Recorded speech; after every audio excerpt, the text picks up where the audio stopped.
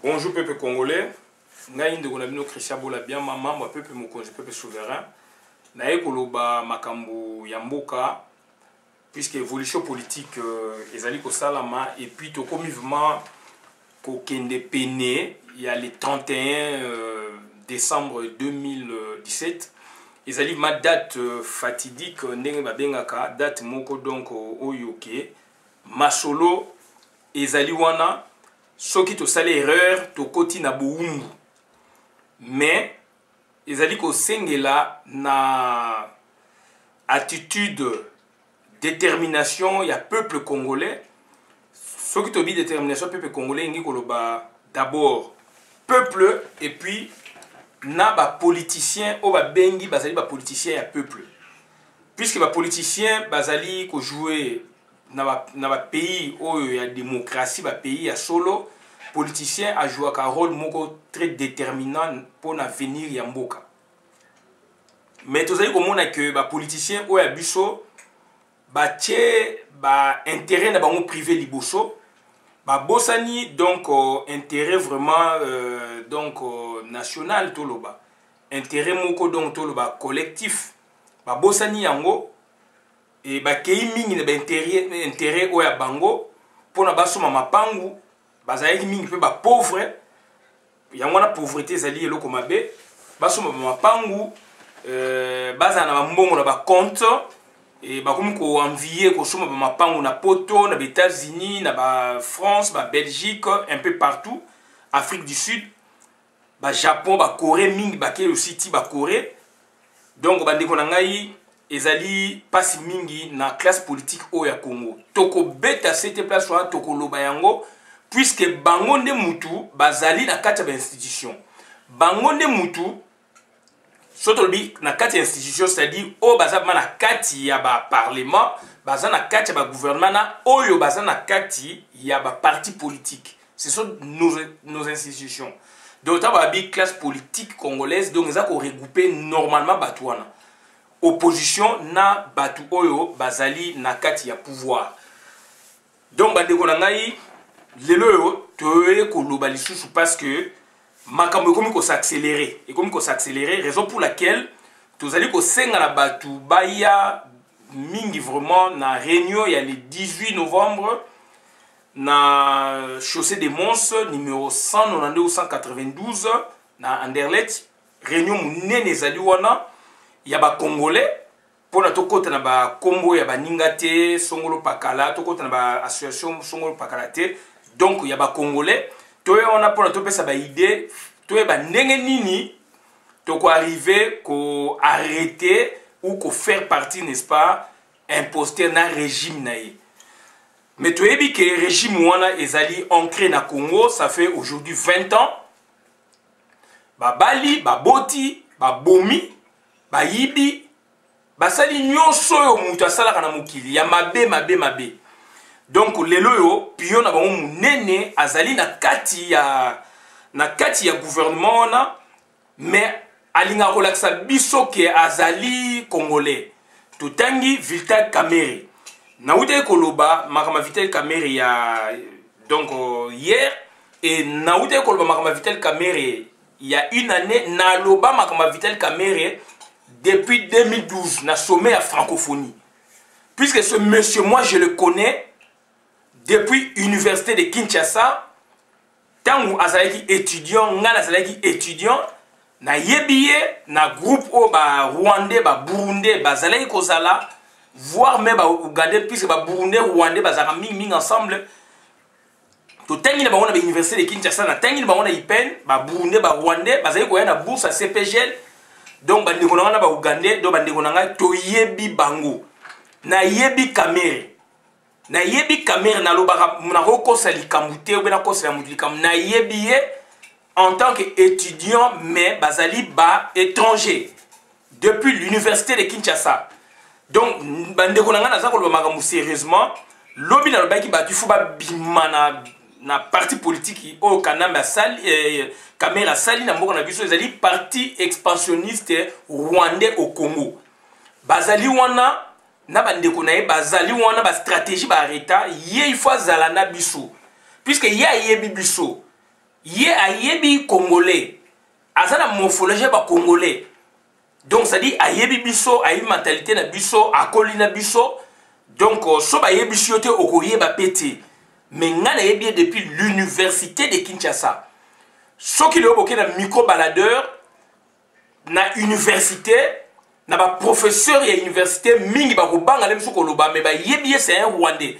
Donc ça dit na okene musika te lelo c'est ce monsieur oyo azo tchabiso zunguluke aza kolakisa ki ayebi politique koleka ba congolais o ayebi politique oui mais aleki ba congolais la politique te puisque politique ezo sama na Congo lelo yo ezali politique ya biso te eza politique ya ba Rwandais et yes ko azo nango côté intellectuel donc aza coopérer en douce pono yeba ye il faut yeba aussi ça na ba tact hein il faut ça na ba tact pono yeba ye donc les autres mal intervention makasi donc Kamere a bandi les sous a bandi ba manœuvre puisque tikali 2 mois presque pour la to kende na fait pour la to comme on a fait fait donc il y a transition il y a une année ba pesa Kanambe et donc le 23 Kamere qu'est-ce qu'il a fait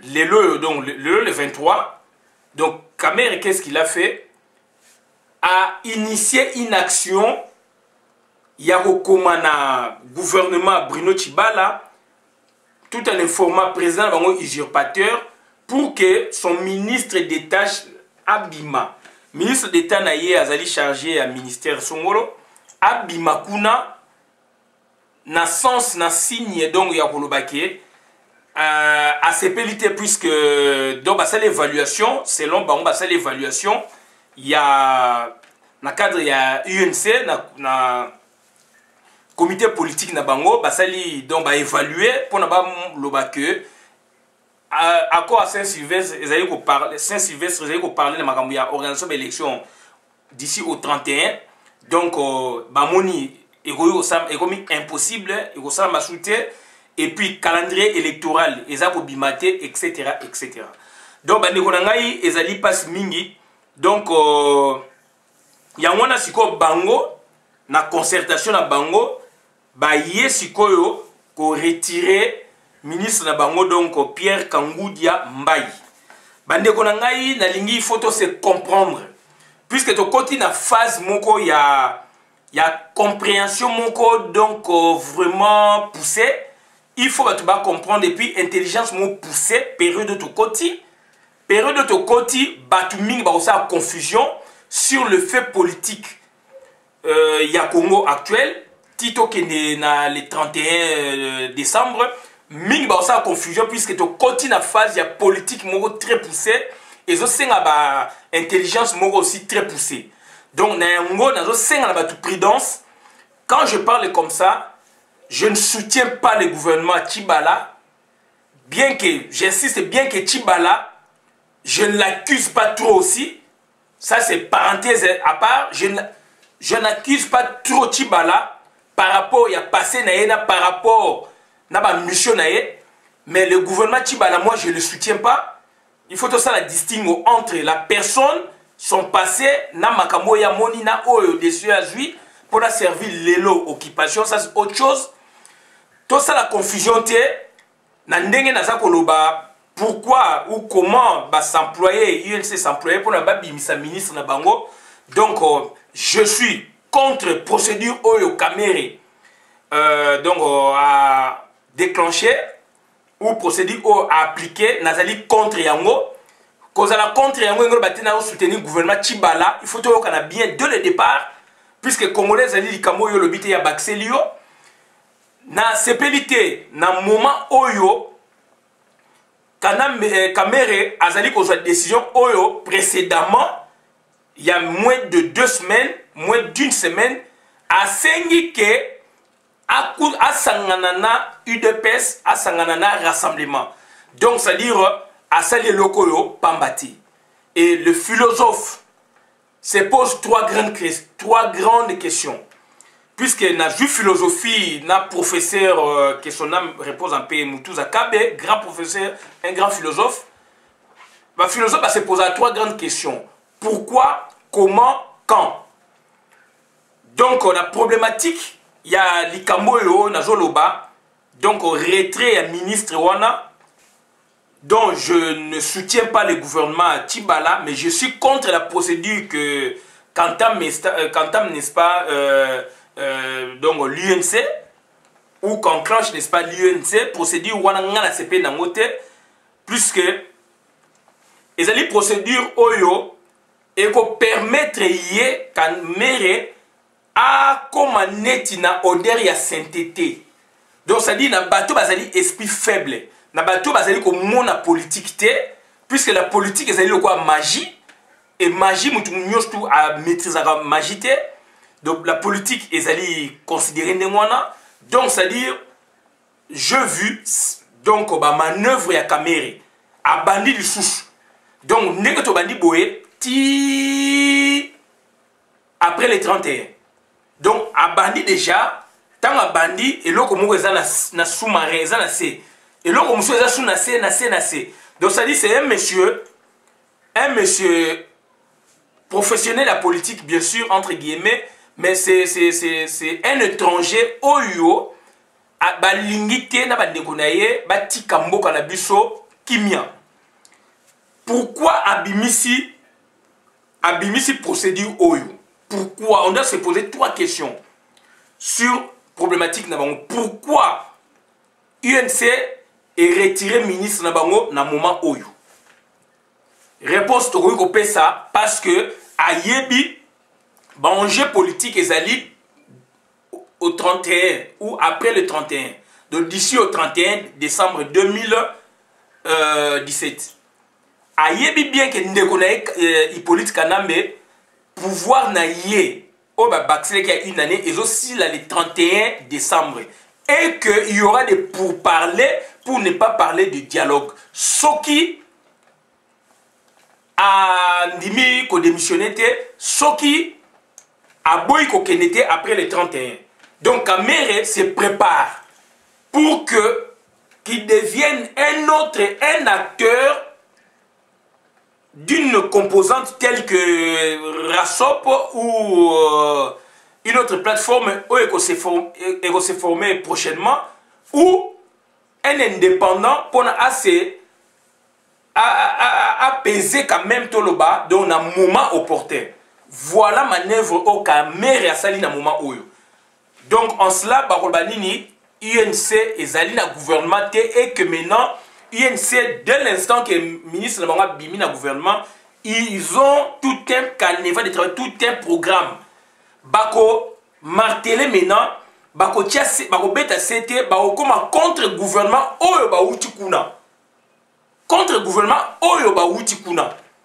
Contre-gouvernement oyo ba soutenaki yango à partir du 31 décembre 2016. Puisque hier Azalaki na donc ça dit INC et surtout Kamere Azali Moutou o Azalaki pilier ya bakor ya cité de l'OIA. Hier Moutou Azalaki pilier. Hier Moutou sali tu le koné reçu. Après ça nekonaye donc oxygène. Et comme ça, est-ce qu'on rassope et le non, tolingi boete, donc soi-disant cohabitation, donc bah reconsidérer qui pour qu'il y ait pour un rappel pour un mandeko mingi puisque Congola bossa na mingi tant ba kei na accord ya Senko. Donc ils ont reconsidéré accord ya cité de l'OIA. Raison pour laquelle la composition du gouvernement il y a eu représentation, il y a Batouana dont Kamere. Il a beaucoup pesé. N'eût été ses efforts, n'eût été, n'est-ce pas, ses stratégies, accord il y a cité de l'OIA et il n'y a qu'on est traité. Donc il y a une parrain na yango. Si quand on va dire accord Oyo, il y a Saint-Sylvestre, il y a Senko entre guillemets. Donc, bah reconsidérer bandimi biloko et les kaki. bien que moi ba correction ça mi ba mandat on a 4 mais bandimi ba résolution en quelque sorte bandimi makambo mususu esalama ekuna et boyoka ki Camere tangu rassemblement bimisi ba proposition pour na ba keni na makambo ya accord oyo bimi ya Saint-Sylvestre donc en amont il y a aussi abimisa qui presque les mêmes propositions. C'est un grand pilier, il y a régime mais déguisé. Batuming ba yebiye mais ba congolais ba comprendre les kakayeti. Donc c'est quelqu'un qui pèse. N'a pas insisté mingi puisque c'est quelqu'un qui pèse sur le plan géostratégique ou stratégique.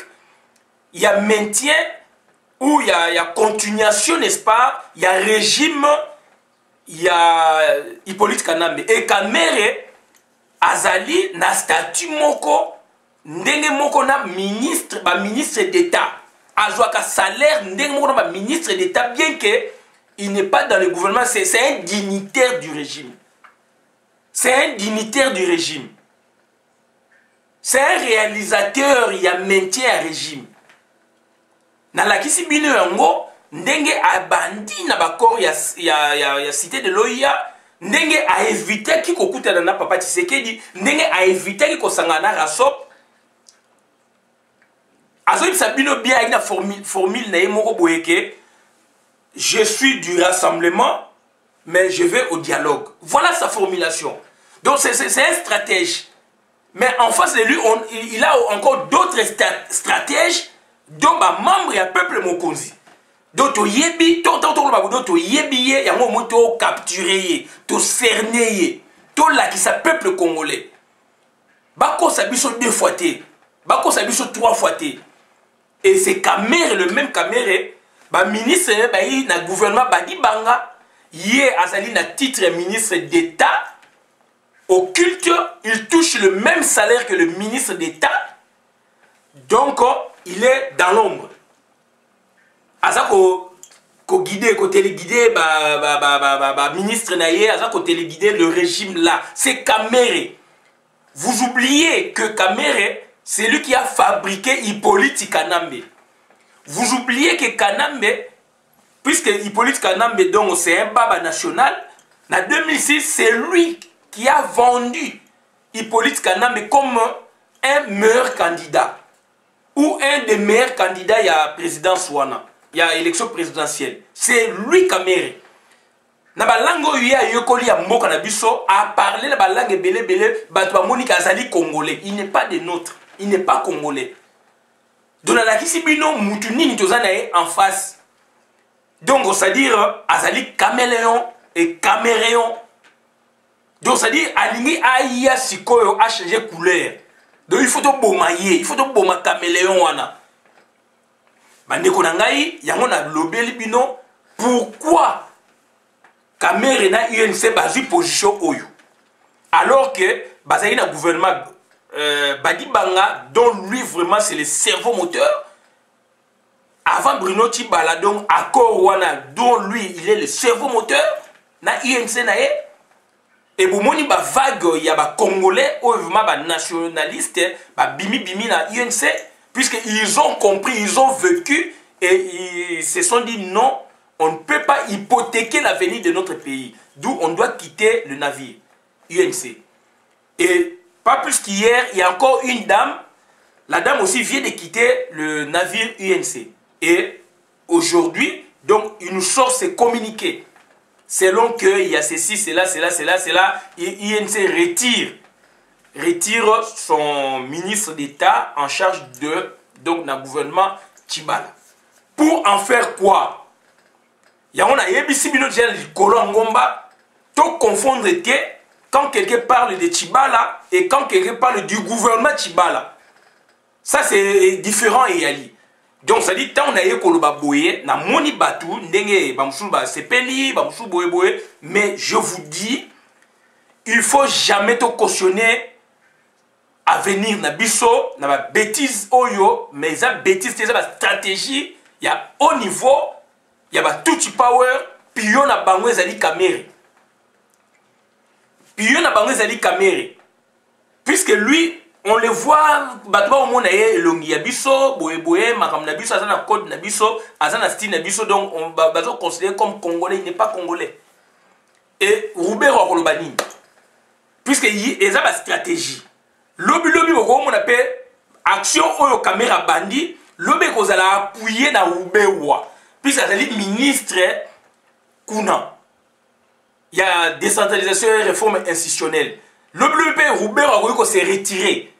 Lobby aussi, donc, tout type, power ou rwandais ou leurs alliés pour faire chuter le gouvernement Tibala et les gouvernement na bango. Pour que batika espace puisque le gouvernement Tibala soit donc on est obligé à démissionner. Puisque Batumusu Baolinga soutien à travailler ce qu'on a banani, je ne sais pas, à qu'on nomme toujours, mais du moins ce sont des stratégies arrêtées dans le labo na bango pour que après les 31 qu'il y ait dialogue pour maintenir Hippolyte Kalem ou le prolonger. Donc bandeko na ngai ezali makambe bele ezali wana. Kamere a démissionné sikoyo, Roubaix alobi nene loko moko te, batu bele bazali wana ba ministre na bango wana na ba parenté touti ou ba touti de culture bazali wana na kata gouvernement. Demain ils feront pareil. Et c'est Kamere qui déclenche le processus. Il y a toute une question, le philosophe va se poser 3 grandes questions. Pourquoi à Saliango? Parce que Angers Zali, donc ma solo et Kozalaka vouloir ou pas, à partir du 31 ou le 1er. Donc d'ici là, Kamere et Kanambe aligné Koloka Batute, donc aligné Azan Netu Komonate, pour naïe Azan Namoa, 2 mois au Mbappé et aussi les 31. Mais si Koyo, Bazo Banga si Koyo résolution 2348 yaoni. D'où il faut multiplier ma stratégie na bandenge ya mystique pour que eloko wana eyate résolution militaire wana ekomakate puisque suka neti yaza ko boya suka nango résolution na ekozala appliquée militairement et toujours que ça bino quartier général ekozala Angola. C'est ça le scénario. Quartier général ekozala Angola. Bien que ma parti politique ya Congo, pour ne pas citer simplement Yaraso, Bazo Linga ko expliquer ba membre na bango ba scénario wanati. Donc ça dit à partir le 1er janvier 2018, Masolo na Congo comme ndenge mususu. Et d'ici là, il y aura des interlocuteurs valables. Rasso peut jouer rôle nango, mais je pense il y aura une autre plateforme Ekobima pour élober le gouvernement en face. Et comme ça toujours il y a Rassop mais donc dans l'appellation Moussoussou. Mais le Rassop normalement au-delà des 31 et aux assuns n'impact c'était comme wana. Bien que l'acteur n'a pas connu qu'on joue sous enveloppe Moussoussou donc ça dit pas qu'on joue comme Moussoussou banini mais du moins donc scénario zawana après les 31 quand on peut aligner qu'on démissionne élection peut qu'on s'arrête. Akei na Brazzaville a échoué. Na niveau Sirgel a échoué. Et bah parti politique bazolinga kolobe la résolution 2348 mais du moins Sirgel ezali ko faire partie puis ezali organisation internationale sous-régionale ezali ko landa ba directive il y a 2348 il y a résolution 2348. Oh ba tuba koyebate. Donc résolution 2348 ezali supranational likolo ba mboka ezali ko s'imposer. Donc, et déclencher processus, il y a Sirgel. Il y a un moment où le président na politicien congolais qui na Brazzaville, c'est à cause ou grâce il y a résolution 2348, intervention militaire, à organiser l'élection, à rendre paix, respect à la constitution, accord à Saint-Sylvestre, c'est tout ça, c'est ça. Donc, résolution 2348, ça pour peser. Et Tindiki Sirgel et ça ma solo. Bayokanité. Donc résolution na eko frappaka Hippolyte Kanambe. D'où ba depti na ye ba ndeko na ye il faut ba surveiller. Ba tuloko ba caméra est-ce qu'il faut ba sala musala. Yango moni sikoyo stratégie nini abimisi ministre na ye. Abimisi ministre na ye na gouvernement. Na moment nini question de poser quand. Donc pourquoi comment quand Pourquoi Saliango? Parce qu'il y a de gros enjeux pour la République, de gros enjeux pour le départ. Il y a Kanambe. Et quand est-ce que Saliango? À Saliango, na moment nini? Puisque tu le parler de pourquoi Saliango, Nicolo te l'expliquer. Quand est-ce que Saliango? À Saliango, na moment où que Madame Nikki Haley, émissaire, il y a grand président des États-Unis, Donald Trump, à Koya na Congo du 23 au 26. Donc il fallait le 21, bah repousser au Kitundu à Kenaki na Nations Unies, au Koutana Madame Wana, bah repousser. Qui ne vous dit pas que chez Okitundu à Salango par rapport il y a schéma, il y a programme Oyo, bah arrêter qui n'a pas caméra. Puisque ce que moi ça n'a le 21, donc caméra matériellement vous voyez quoi agir pour n'abimsa mutunaye. Puisque le vrai problème c'est quoi? Il faut que caméra se retrouve de l'autre côté comme un politicien de l'opposition et non de la mouvance. Il y a un moment abimisi mutunaye kuna le 23, moi c'est la du 26 au 28. Donc du 26 au 28, donc caméra sera opérationnelle. Bah libérer déjà espace pour la caméra, bah bimisi ministre na bango au vu et au sud de Congolais et de la communauté internationale. Donc caméra soboza maïe était beaucoup crédible. Beaucoup PCE au lieu de s'intégrer comme un opposant. Et c'est ce qu'il a cherché, c'est ce qu'ils ont concocté dans le niveau de la mouvance présidentielle dont il fait partie avec les chefs Kitundu. Ils ont repoussé la date. Il y a mentionné le 21, bah repoussant du 26 au 28 pour que bah ça besoin et ça en amour. Et ils vont faire de publicité ou propagande, ils vont publier déjà de amplifier derrière na ba RFI na ba boé ba télévision na biso ba internet et koti ya bango ya batio ya pouvoir ba s'appelle internet ba koloba RTNC na bango ezali kuna et allié ba journaliste c'est RTNC et allié.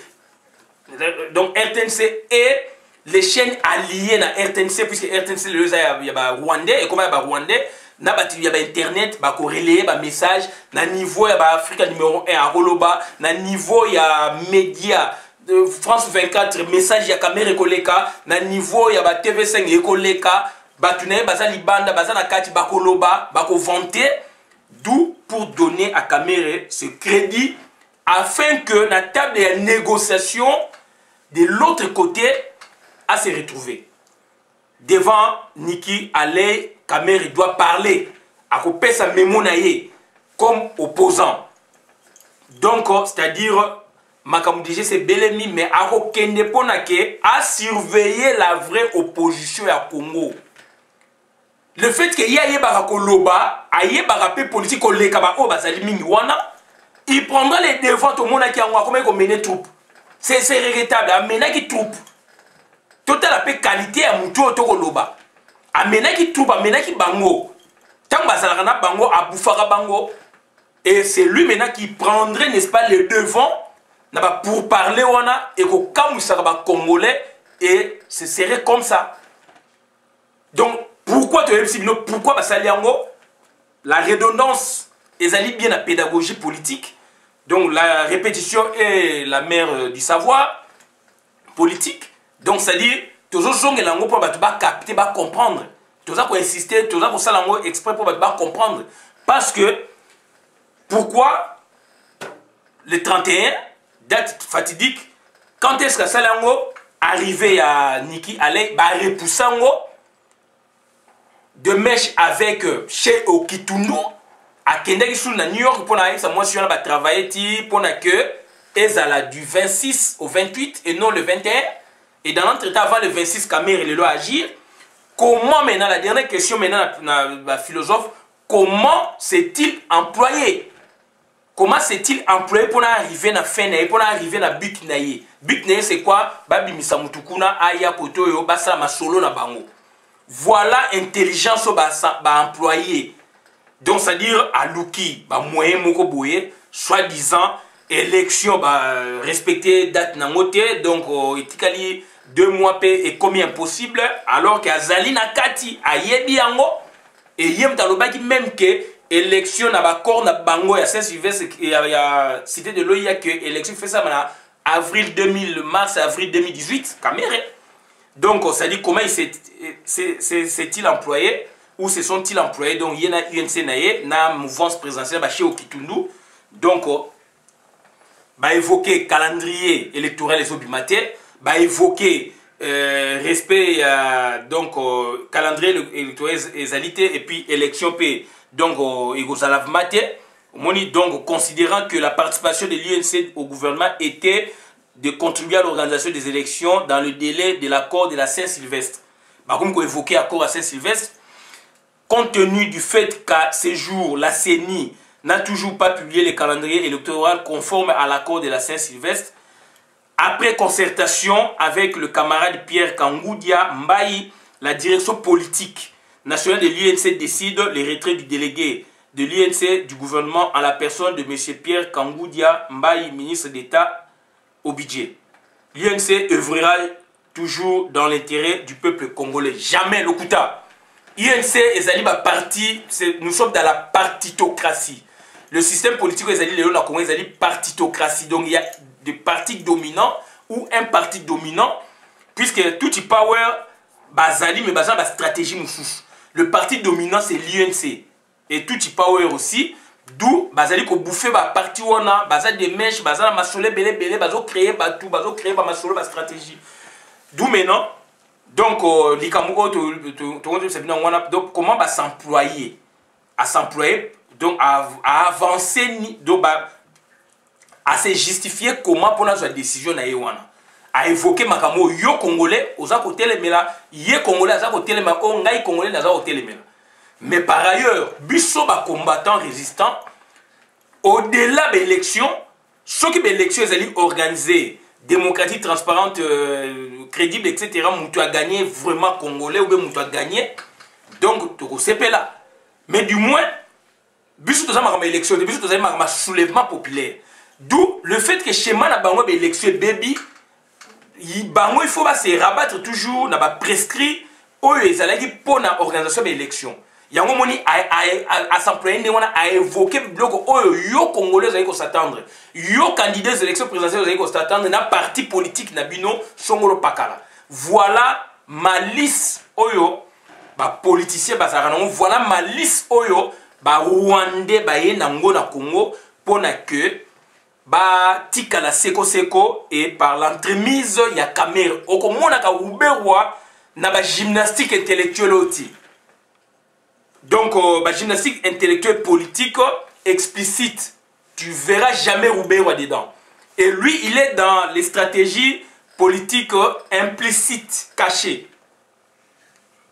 oh ba tuba komona te a reçoit ndekone Kamere ba solo na ba Deograce ba solo na baba national na bango ba sololi na ba kengwa dondo et ba bimisi sikoyo Kamere au devant et c'est lui qui prend maintenant le flambeau na lobaka yango yem d'ailleurs pour sauver tout power et grâce auquel ils ont obtenu quelques mois et auquel donc on a ajouté une année donc il a obtenu quelques mois c'est-à-dire avec le gouvernement Badi Banga après donc auquel on ajoute une année donc c'est-à-dire Saint-Sylvestre et d'ailleurs tant accord à Saint-Sylvestre et Bimi dans le 31 décembre et qu'on compte en application quand et on compte en application quand pour que lui Kamere a la biso évaluation à ça lelo pourquoi c'est l'évaluation entre lui en tant que Congolais Azam Nenga Lobiawa UNC œuvrera toujours dans l'intérêt du peuple congolais. Pourquoi n'avait-il pas, n'est-ce pas, la lucidité, n'est-ce pas, de voir que cet accord n'était pas appliqué donc déjà en avril? Puisqu'ils ont bouffé 4 mois comme ça, il y a ma Solé Zangatina, il y a et Kamere, Kanambe, même à Sengaki, na Senko, bati qu'il a été na mars, pour donc gouvernement Sikebima. Et tu vois comment il y a na avril. na avril, le 7 avril, nde ba nommé donc Bruno Tshibala. Et premier gouvernement na yé vraiment boyé, donc gouvernement Tshibala, et au Salama, donc premier réunion, il y a conseil, il y a ministre, ils ont le 20 mai 2017. Et durant tout ce temps, pourquoi Kamere a salaki constant mon côté, à la qui s'abattu de janvier, avril ou mai, que évaluation, première évaluation, il fallait banana nouana, que évaluation de Bissot en tant que INC, tout le monde que gouvernement exécutif numéro 1, Hippolyte Kanambe, a boy ko appliquer l'accord, a boy déjà en son temps. A salé en moitié 4 mois ba bouffer. Si le gouvernement est bandit, na mais ti sikoyo et tikali 2 mois dans l'entretemps lui, ba ministre na yé, INC est participé, ça fait 1 année ou plus. Comme le gouvernement Badi Banga, Tina Oyo, INC ezali la kati. Et INC ezali pilier ya biloko wana. INC ezali réalisateur ya biloko wana. Kamera ezali donc ezali réalisateur ya biloko wana. Inventeur ya ba concept wana. Donc c'est-à-dire lelo kamera ezali ko senga na batu aya na opposition, aya na UDPS, aya na Rasop ou na plateforme oyo kozalaka aya na ba congolais o bazo kunda na Congo. Bandeko na nga nazo senga na bino boyamba mutu wana te. C'est un diable parmi nous. Donc ndeko na ye akokende na ye akokende kozonga na Burundi. Akolo lakisa mayele na ye na Burundi. Akolo lakisa mayele na ye na Rwanda. On ne peut jamais accepter ma bêtise wana. Nous ne pouvons plus jamais accepter. Donc en équipe na mayele était et ba congolais à mayele bazali, ba congolais oyo bazali ko bunda, il y a diaspora comme il y a 4 bazali et Kamere donc c'est-à-dire makam oyo yazali ko créer lelo donc abandi. Na le bible Kamere abandi lisusu. Donc n'est abandi boye donc c'est-à-dire a commis libre comme un opposant. Donc pour na bango na logique ya bango comme libre comme un opposant et logique wana e ko sala ke eflouer visibilité ou lucidité ya ba congolais. Ba komona neti ke oui, c'est quelqu'un vraiment qui s'est amendé.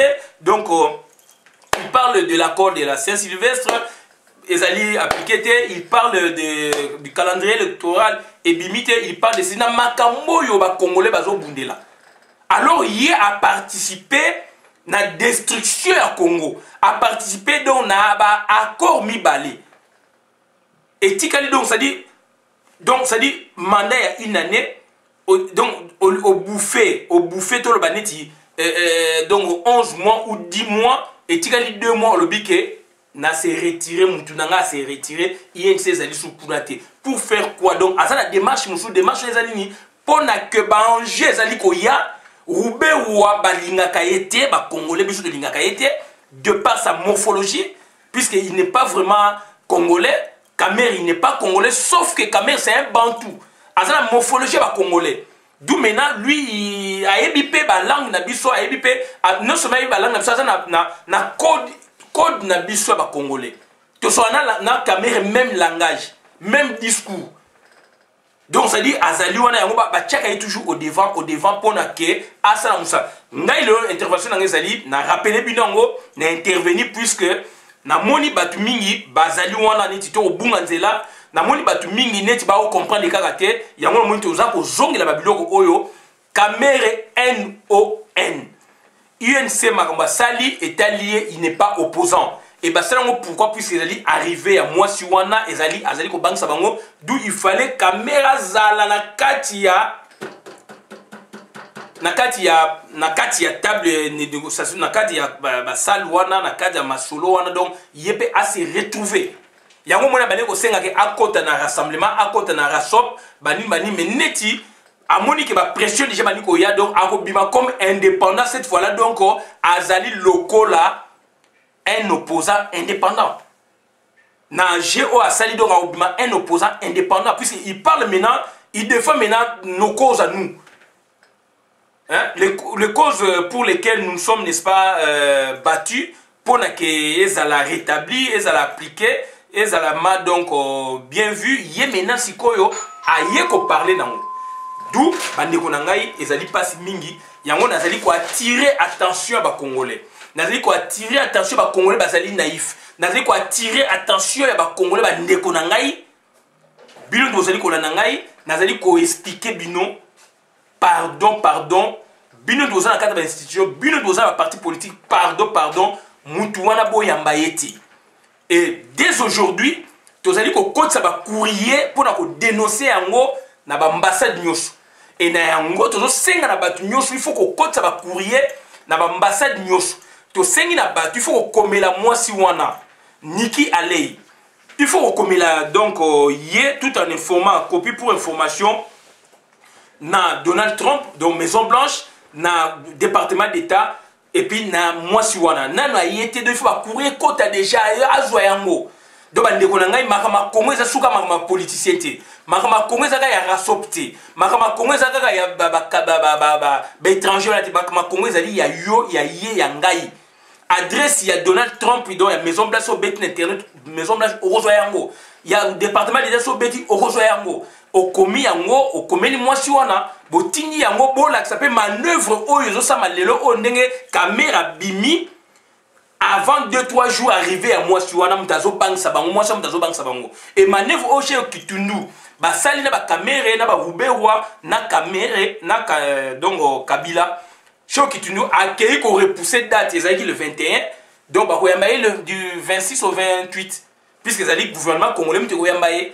Tout a été préparé pour la caméra à son positionnement oyo à sa moi manœuvre ne doit libérer mon espace à comme libre électron libre maintenant à yaskoyo ko baby sama solo oyo ba congolais oyo entre guillemets ba congolais ba vrai congolais ceux qui ba rosala kayango do yako yaka abebisa yango donc avenir ya Congo ezao na moment oyo avenir na biso ezali place wana do ba ndeko na ngai caméra azali vipère et vipère bakata mutu bien qu'azali caméréon donc il faut kata eloko ko etete ko kata mutu donc on a ega koloba yangwana na suki awa nazali koloba makambo gouvernement Tshibala caméra il faut na batne ba consommer za gouvernement na bango na lobby teke nazali ko appuyer gouvernement Tshibala mais apprécier Tshibala comme homme politique comme quelqu'un ça c'est autre chose donc nazali ko préciser il faut la différence ezala. Donc, caméra à Salango ezali plan, il y a tout power et bimage pas caméra, puisqu'il a notre ethos, il a notre façon de parler, de se comporter, il a nos codes à nous. Donc, on parle le même vocable avec caméra par rapport à Rugwiza, par rapport à Bizi Makara, par rapport à Ruberwa, d'où caméra a zongi le soussou, la stratégie moussoussou, pour que Azala électron libre pour venir déranger la position ou les stratégies de nos politiciens sur qui nous comptons si réellement ils vont défendre le Congo. Et ça peut être conditionnel. Puisque tout le monde va manœuvre belé, donc tu es évité, donc on ne comprend pas, donc il faut tous aller aux aguets. Bisoba combattant resté, il faut tous aller aux aguets. Raison pour laquelle le 18 novembre, tu coûtes à la Sola, Kamer c'est un dangereux na Congo. Bakopesa le pouvoir boité puisque azali Hutu na tout bazaba rivaux ethnique na mboka na bango mais abana ko servir bango mais ba futaki mbongo comme ministre d'État occulte. Je dis et je vous remercie pour panza vidéo mala mouvement pour na compte ya communauté. Merci.